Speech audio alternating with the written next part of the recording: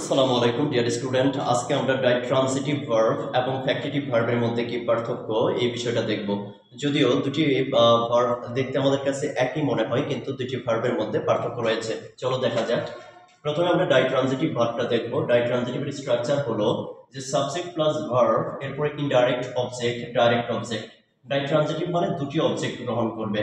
আর factitive ভার্বটা হলো যেখানে subject থাকবে, ভার্ব থাকবে, অবজেক্ট থাকবে এবং একটা অবজেক্ট কমপ্লিমেন্ট থাকবে।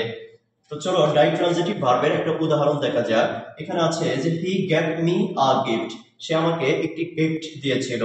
তো গেভ এখানে ভার্ব, আমরা যদি প্রশ্ন করি কাকে দিয়েছিল, আমাকে, এখানে ব্যক্তিবাচক, এটা হবে ইনডাইরেক্ট অবজেক্ট, এবং কি দিয়েছিল আ গিফট, এটা হবে ডাইরেক্ট অবজেক্ট।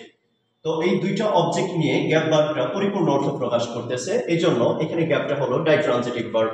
আমরা যদি ফ্যাক্টিটিভ ভার্বের একটা एग्जांपल দেখি, এখানে আছে উই ইলেক্টেড হিম প্রেসিডেন্ট।